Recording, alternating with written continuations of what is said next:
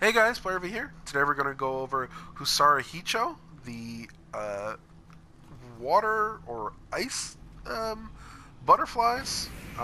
Their water element just it's kind of weird because you get her from an ice boss and whatever. Anyway, so Usura hicho.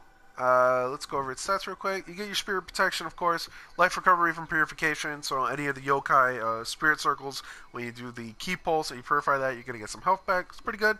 Pretty good against bosses that will spam purification areas everywhere. Evasion key usage 20%. So when you evade from rolling, you'll gain. It takes less key to use. Pretty good. Makes you able to use your dodges a lot more. Versus yokai roam, plus 300%. Resist the pollution and defilement from a yokai realm. So the versus yokai realm thing is the circles themselves. It'll take less stamina away when you use an ability because okay, when you attack when you're in the circle, it consumes a lot more of your ki. But with this, it counters that. Now, is that a big deal? Not really, because you could just key pulse the thing away. And with this one, with Discarding Spirit, you're really incentivized to do it because you're going to gain life from it.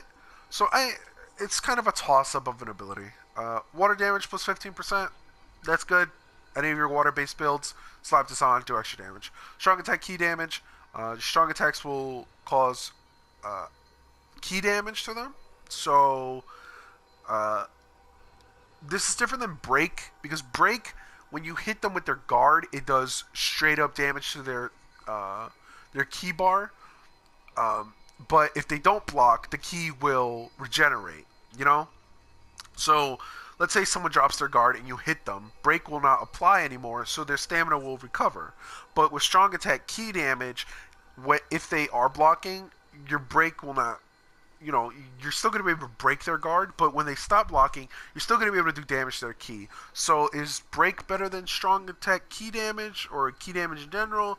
It's a toss up. It depends on the build and it depends on the situation, but still pretty good. Um, Living weapon stats, attack enhancement 3%. Meh. Again, not a lot of increased damage. Water's okay. Water's not that great though in a living weapon because you want to be able to apply 2 stats on them. So you're gonna have to do a little post statting, and with water damage, it's kind of all over the place. Usable time doesn't last that long. Might 600. It's okay. Maybe 2 hits, 3 hits before it goes away. Action B, meh. Really meh. You're gonna be consuming quite a bit of your usable time, your might when doing attacks. So it's weird because you really with something like this kind of living weapon. I'll come back to it. Recovery A. So if you actually kill something with it, you'll be able to regain pretty much all of your gauge back. Tenacity C plus, meh. Emery to gauge rate A plus. So you'll be able to gain this one fairly often, fairly quickly.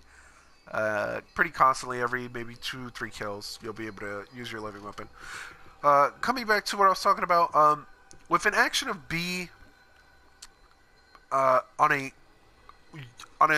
guardian spirit that you gain your gauge a lot, and you want to be using your guardian spirit a lot with this type of thing, you don't want your actions to consume a lot of the living time or the gauge, because that means that it'll go away quicker. Let alone the fact that since it doesn't have a lot of might,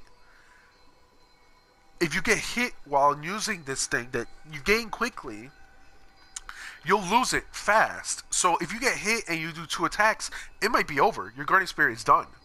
And that can be a problem. So you gotta use this one fairly smart.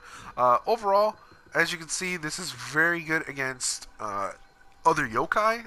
You're not going to gain damage to yokai.